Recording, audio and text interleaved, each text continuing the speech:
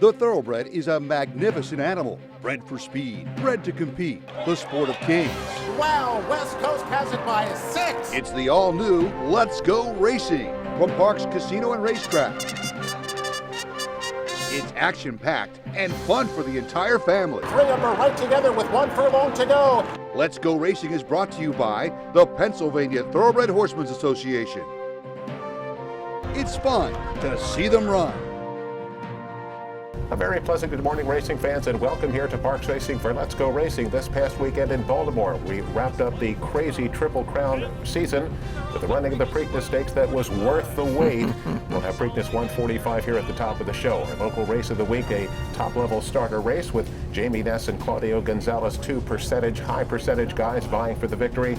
And we'll also head to Keeneland for a couple of big Grade 1 races, one on the grass, the Shadwell Turf Mile, and 2-year-olds in the Breeders' Futurity. Hi, everybody. Keith Jones out on the beautiful first floor here at Parks Racing, and Mr. Baltimore himself right here, Dick Girardi. And Dick, it has been a crazy Triple Crown season, to say the least. Yes. And one of the things that was crazy was you missed the Preakness. I did. For the first time since the late 70s. Of course, I grew up in Baltimore. My first one was Secretariat, and I've been at every one since Affirmed in 78, covered most of them since like around 86 or 87. So yeah, it was disappointing not to be there, but it's been that kind of a year. The good news was we got a tremendous horse race, and from June 20th to October 3rd, that was the Triple Crown this year. Dick, I hate to say we're getting used to some of these new sights and sounds, but you looked at Pimlico, that empty Pimlico, and we always see that huge party in the infield with all of the tents. There was absolutely nothing there. Yeah, I mean, I know the New York traffic guys, Chuck, that group had a tent. My man Joe Bessiker was down there. He had a horse. He was there with some friends and family, but yeah, nothing like we're used to seeing at the Preakness or the Derby or the Belmont. Let's get to 2021, see if we can get it back to where it was. Now, you get to text guys like Bob Baffert. I get to text my announcer friends like Dave Rodman. He was thrilled not to have any tents because he told me that on Preakness Day, he can't see the race from the 5/8 pole to midway on the far turn. He's got to turn and look at the TV. Right, he was thrilled to actually be able to see the race. Yeah, Dave, I don't know which call we're using, but Dave made a tremendous call. So did Larry, of course, on NBC. But yeah, Dave is just one of the best there is. Hey, you actually could see the race. What a novel idea. Well, Dick, let's take a look at Preakness 145. That funny distance of 1 mile and 3/16. It's $1 million purse. And Dick Authentic is back. He's 3-2 for Bob Baffert, the Derby winner. You look at his resume, Dick, he's only ever lost 1 race in his career, and that came when he did not break well in the Santa Anita Derby. He drew outside of the Derby. He draws outside again today in the Preakness. Yeah, and his best race was his last race in the Derby, and we mentioned last week, Baffert's had 5 Derby winners come to the Preakness. All 5 of them won. The difference this time, 4 weeks instead of 2, and Baffert was on record last week saying, man, I really wish this was 2 because there's potential some could catch up to me, and turns out maybe somebody did. Well, second choice, no surprise, number 3, Art Collector, who's off at 2-1 for trader Tom Drury. He is 4 for 4 here as a 3-year-old. Obviously, we talked about it. He missed the Derby, but he has put in a tremendous 4 races, again, undefeated, and he has done so by daylight, and he's also shown some good versatility. Yeah, now he runs from off the pace, on the pace, in front, doesn't really seem to matter. The big difference was I was looking at Authentic and Art Collector. Tommy Drury's won 1 graded stake race in his life. Baffert's won the Preakness 5 times. And we get the unusual entrant here of a filly. We have a filly in the Preakness Stakes, number 4, Swiss Skydiver, who's 11-1 for trader Kenny McPeak. Dick, she has been campaigning basically all year. You talk about some frequent flyer miles. She has put together an outstanding resume. Yeah, she's run once a month all year long, starting in January, and it's never been at the same racetrack. And that's true today. This is her 9th different racetrack. I said Baffert had won the Preakness 5 times. That was the Derby's won 5 times. He's going for Preakness number 8 here with Authentic. And Dick, with Swiss Skydiver, you see so often with these big horses, they run 4, 5, 6. She has campaigned for a long time. She's 11-1. Let's take a look at Preakness 145. And they're off in Preakness 145. Pretty solid beginning there, and 1,000 Words out for the early lead. Authentic alongside there on the outside. And next is Swiss Skydiver. The filly will take back a little bit. And Art Collector also a bit reserved early going. And it's Pneumatic on the outside within 2 lengths of the early pace. Live Your Beast Life is next, and Jesus' team in New York Traffic. They're followed by Max, a Player, and Mr. Big News has 1 beaten into the first turn. That is Accession, who is 11th and last, and about a dozen, maybe 13 lengths off the pace with 7 days to go. That's set by 1,000 Words with Authentic alongside. Baffert runners 1-2 and Pneumatic racing in third. That opening quarter, very reasonable 24 2/5 of a second. Art Collectors placed in between horses for the run down the backstretch now. The filly Swiss Skydiver, and she is 5th in 3 lengths as Authentic has taken the lead away. Just a half length now from 1,000 Words in second. On the outside is Pneumatic in third, and now Swiss Skydiver. She's slicing through between horses to come join the pace now. Here's Swiss Skydiver, a 47 and 3/2 mile, heading into the far turn, and here is Swiss Skydiver testing Authentic now. They're head-to-head for the lead. Pneumatic is in third. New York Traffic, Art Collector ridden along down to the inside. Art Collector 4th. New York Traffic is in 5th. 1,000 Words drops back. Jesus' team, Mr. Big News still with plenty to do. Max Player, Live Your Beast Life, and Accession trails the field. 6 furlongs a minute 11 and 1/5 of a second with a quarter to go at Pimlico, and the filly shows away. Swiss Skydiver, Authentic, the Derby winner alongside. They're set for a battle in Baltimore, and on the inside Swiss Skydiver, on the outside Authentic. Johnny B going left-handed. Swiss Skydiver a furlong left to go. Swiss Skydiver looking to make Preakness history. Another filly bounding toward the 16th pole, and here's Authentic on the outside, answering the call head and head and nose. Swiss Skydiver and Robbie Alvarado, they've done it from Authentic. Well, Dick, we were treated to a terrific stretch run here in Preakness 145. Swiss Skydiver and Authentic desperately trying to get by. Swiss Skydiver 11-1 holds on gamely, and I mean gamely, to win it by a neck pace. $25.40 to win. Denies Baffert that Preakness victory. And Dick, Swiss Skydiver, first thing I want to mention is what a terrific ride by jockey Robbie Alvarado. Now, he had a decision to make right about the half-mile pole when all of a sudden the rail opened up when 1,000 Words was starting to back up, and he didn't wait around. He said, I would have just gotten in a bunch of traffic, and great move by him. And obviously, you got to have a horse to do it. Kenny brought that filly there, and last-minute decision to bring the horse, last-minute decision to go to the rider. Mike Smith turned the ride down. Tyler Gaffleone said he wanted to stay at Keeneland. Robbie Alvarado's kind of been a non-factor the last couple of years. Right. But he and Kenny have had a lot of success together, and this was the biggest one of their lives. And a great decision and a great stretch run. Swiss Skydiver wins Preakness 145. And here's more with the winning connections. Just incredible. You know, horses tell you they're doing good. She always tells us she's doing good. I know there were those naysayers, oh, why would he? That's the worst thing he could do. She is just a real bull. She loves what she does every day. She likes to go to work. She wants to go out early because she doesn't want to wait to go out. And Robbie and I have had a great week here this week. You know, we basically flew up together. We had breakfast, lunch, dinner. I think we were just we were rowing in the same direction, and the mojo was good, and it happened. Tell me about your trip. As you moved pretty early, got on the rail, and she never let Authentic go by. I had to make a conscious decision in the middle of the backside because I felt like Mr. Drury's horse, Brian's horse, it seemed like he was there, but then he kind of started receding at that point, and it was my chance. I jumped in there, and from the 3-8, I knew Authentic usually stays off the fence a bit. He drifts, maybe turning for home, but my plan was to stay inside of him. 3-8 pole, it was just a sprint from 3-8 pole home, and she was determined to be in front of him and wasn't letting him pass. So it's just the heart of goal. She had the heart of goal. With the big races that he's run, this is the second victory in a Triple Crown race. He won in 2002. He did it with Sarava at 70-1. Right. And then when he won the Travers Stakes in 2012, it was the rare dead heat. He was involved in that as well. And he came here. And now he wins with a filly in the Preakness. So when he wins these big races, it's historic. Yeah, look, Kenny's one of the best out there. I wrote about it. He's not as well known nationally as some of these other guys, but everybody in the game knows how good he is. And he's the guy that bought Curlin for $57,000. Right. He bought this filly at the sales for $35,000, and one of his best friends in the lake for 40 years is our producer, Bruce Casella, and I wrote about that relationship and Kenny on Let'sGoRacingParks.com this week. I think I might have to check that out. Well, let's head to our first week. We come back here on Let's Go Racing. It is our local race of the week. Stay with us. We'll be back with that after this. Appealing Future, baptize the boy. They're headed in for the lead. Turning for Home is a nonprofit that has provided nearly 2,800 former racehorses with a safe retirement. The program was created through the foresight of the Pennsylvania Thoroughbred Horsemen Association. We all love animals, and to give back to something that helps us so much, it's a great thing. Responding to the need for a better system that addressed the uncertain future for the retiring equine population at Parks Racing, the PTHA rallied horsemen to support the program. These horses can do anything from hunter jumpers to western to therapeutic riding. Turning for Home became the first on-track retirement program at a year-round racetrack. We want to make sure that our horses that have run so well for us over the years get the great opportunity to get a new vocation. Out of everything that we've done in Pennsylvania for racing, I think that's the thing we can be most proud of. If you would like to help these amazing animals find a great second career and forever home, please give us a call or contact us at turningforhome.org.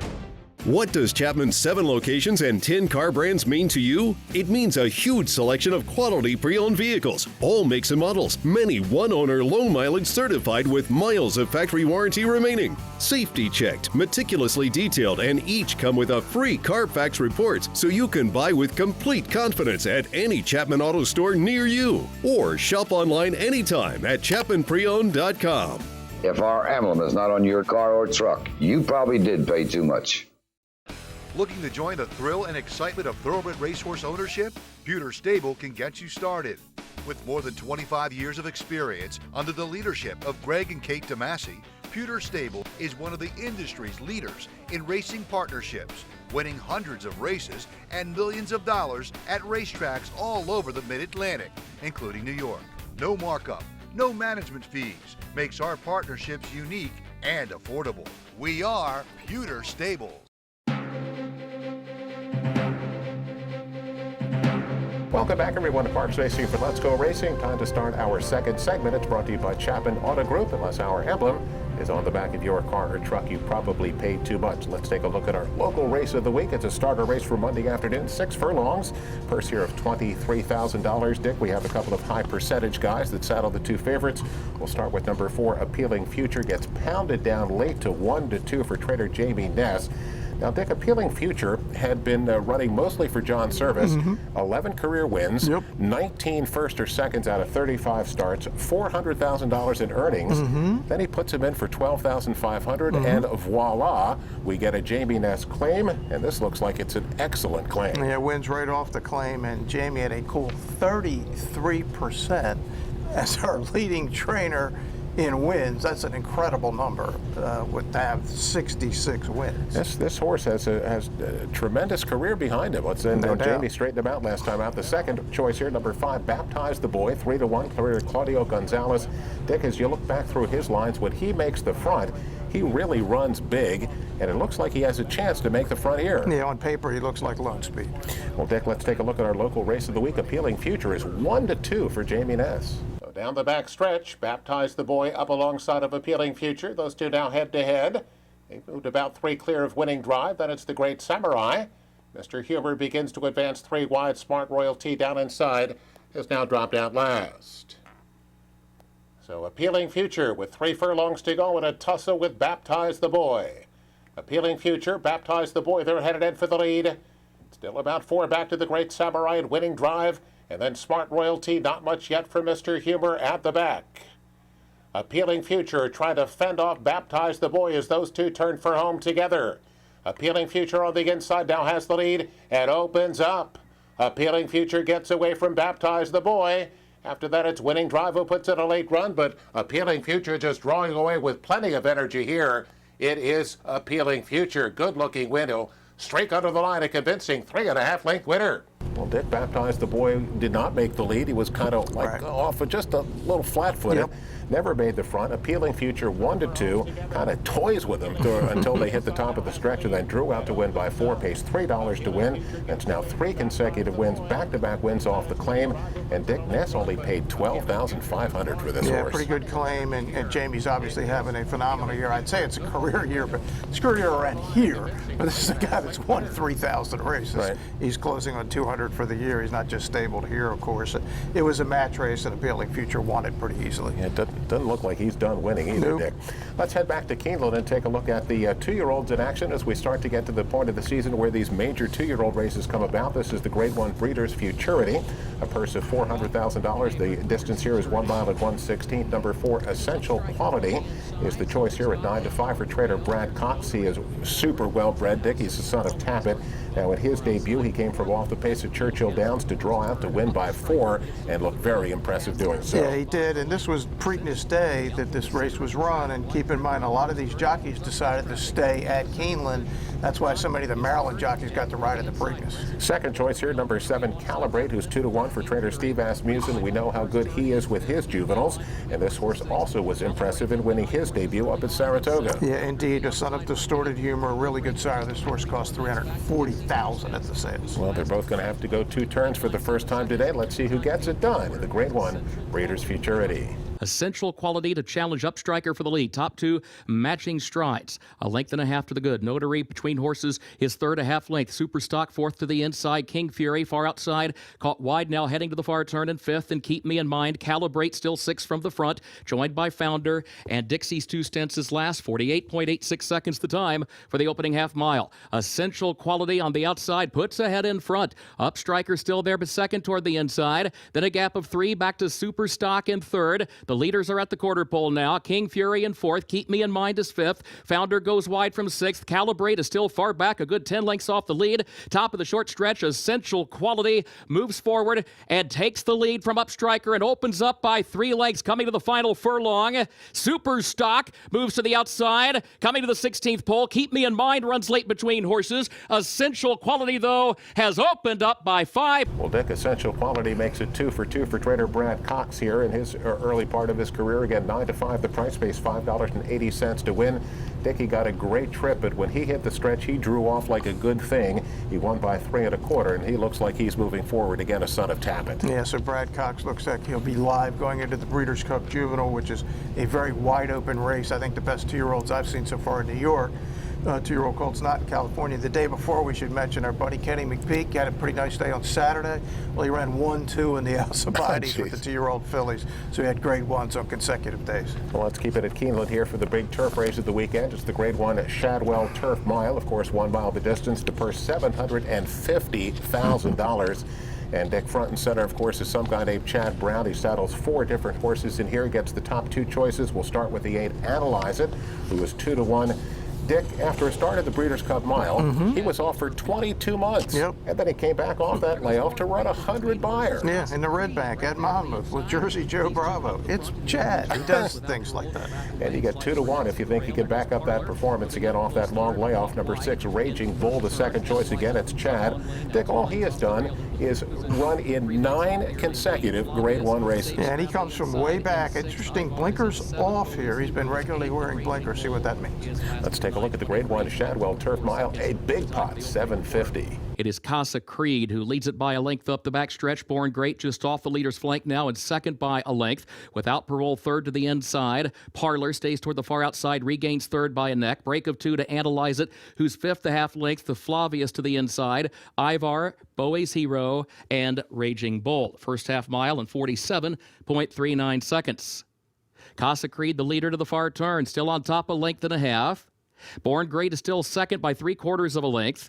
Parlor still caught wide, still third around the far turn Without Parole. Down to the inside, looks for a little more running room from fourth. Analyze It fifth, going to have to swing toward the center of the course. Still 5 lengths from the front. Flavius has 6 to make up. Then Ivar, who's 7 from the lead. They turn for home. Casa Creed with Parlor trying to take a run at him. Without Parole, needs room to the inside. Analyze It needs to find more in fourth. Ivar fifth on the far outside. Casa Creed short lead. Here's Ivar. Ivar picks up the chase. Ivar striding forward. Raging Bull's coming late to second.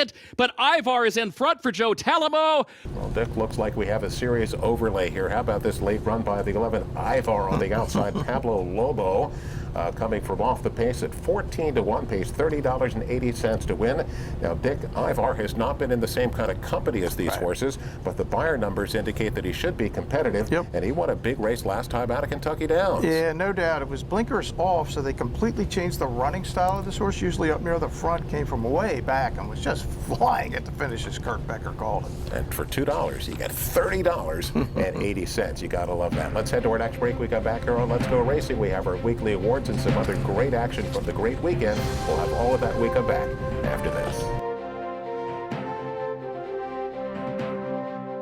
The Pennsylvania Thoroughbred Horsemen's Association is the advocate for Parks Racing's horsemen and has worked hard to secure better lives for the hundreds of trainers and their families that work in the thoroughbred racing industry. Our horsemen benefit from medical coverage, trainer pension plans, and increased purses. Thanks to these horsemen, racing at Parks is the very best, providing entertainment for you and the entire family. The Pennsylvania Horsemen are proud to be part of the community and introduce a new generation of fans to the sport of kings. He's a winner. He's a champion. He's an icon. He's a legend. And now he's back in Pennsylvania. Smarty Jones, Kentucky Derby winner, Preakness Stakes winner, standing at Equistar in Annville, Pennsylvania. The quintessential Pennsylvania bred has returned. Smarty Jones is back home. Please call Rodney Eckenrode or visit EquistarTrainingAndBreeding.com.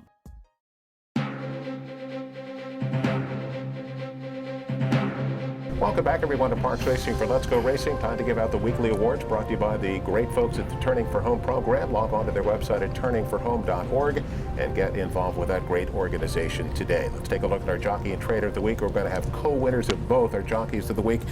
Dick, Jeremy Laprida is kind of new on the scene, but he continues to win races. He's doing a terrific job, so he is one of our Jockeys of the Week. And Angel Rodriguez, who has just been doing a terrific job all season, currently sitting fourth behind. How about Sanchez, Pennington, and Silvera? Pretty good group. But to be fourth behind that group, you're doing pretty well. So Jeremy and Angel are our co-Jockeys of the Week. And our Trainers of the Week, Dick, a couple of folks that have had trouble finding the winner's circle did so this past week. Miguel Penaloza got to the winner's circle, and Kim Chrisman, who took over the stable for Floyd Snyder, got a victory on the grass yesterday, so they are our co-trainers of the week. Congratulations to those folks. Let's get to Eye on Racing now. That's brought to you by Pewter Stable.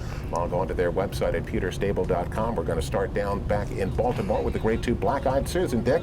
It's 3-year-old fillies at 9 furlongs, and the big favorite, number 5, Body South, is 4-5 for trainer Brad Cox. Didn't get a great trip, Dick, but is flying at the end. Is Bonnie South going to catch the 9, Miss Marissa? She's not going to catch her, and she did make an incredible run, but Miss Marissa was out there and holds on by a neck, gets a 92 buyer and 10-1 from my man Jimmy Ryers. $22.80 to win on Miss Marissa. Let's go to Keeneland for the Grade 1 First Lady. Fillies and mares on the grass at a mile, and we have again, it's Chad Brown. The 4 newspaper of record is at even money. Number 5, Uni, is 2-1. Dick, Uni has not been Uni yet in 2020, but she looks back in form here. Yeah, she's 6 years old. Sometimes it takes them a while. This is her 3rd race of the year after winning the Breeders' Cup Mile, and this time she is going to get there for Chad. Wins by a length.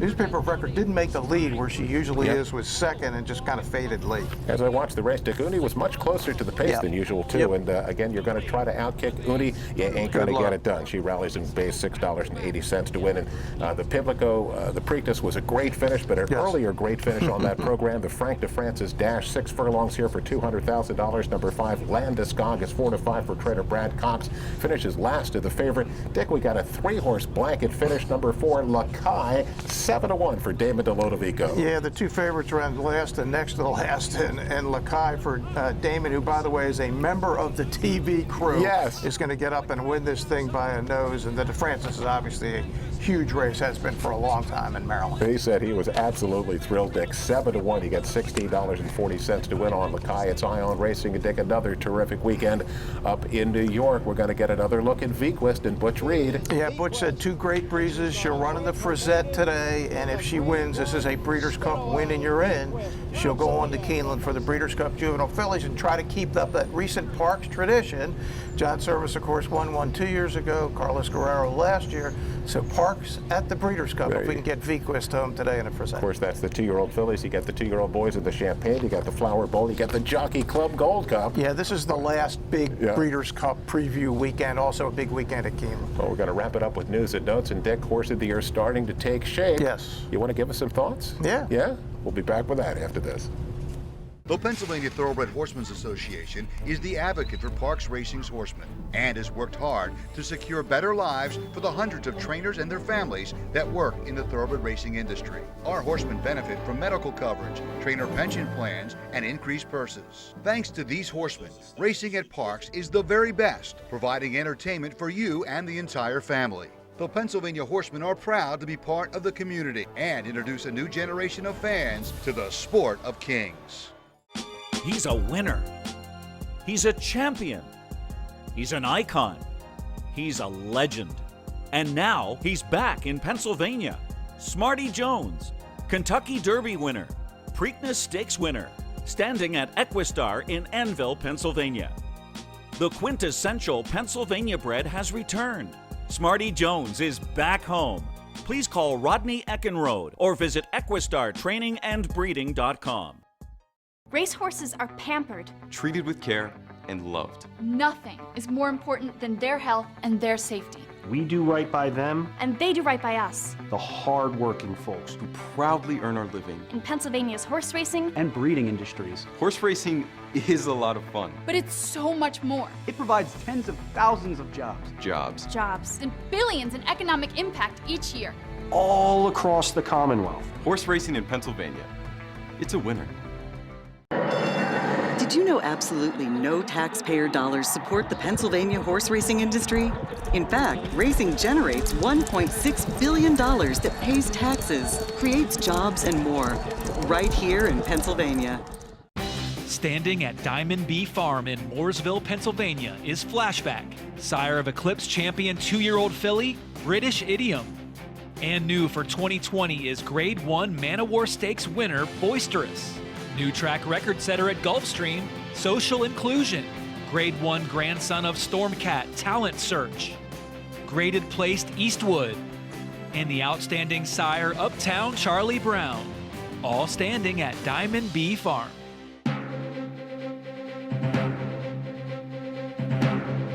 Welcome back, everyone, to Parks Racing for Let's Go Racing News and Notes. Our final segment brought to you by the Granny Fund. Get involved with that continued education on the backstretch and do it at the Granny Fund. He's our friend Bruce Casella, Dick Girardi, Keith Jones. And Dick, we're going to talk about Horse of the Year here in just a second, but there's a young rider here, Anthony Nunez, that we want to send our thoughts and prayers to, was in a serious motorcycle accident this past weekend. Yeah, that's right, Keith, and it's been in the hospital, and we're just hoping he recovers. Absolutely. Anthony Nunez, our best. And Dick, how do you see it? It's kind of wild, of course, a wild season, but how do you see Horse of the Year right now? Does Swiss Skydiver have a chance? Yeah, no, she really does, and I think Kenny and the connections are going to have a decision to make. She's obviously, that was a Breeders' Cup winning you're in for the Classic.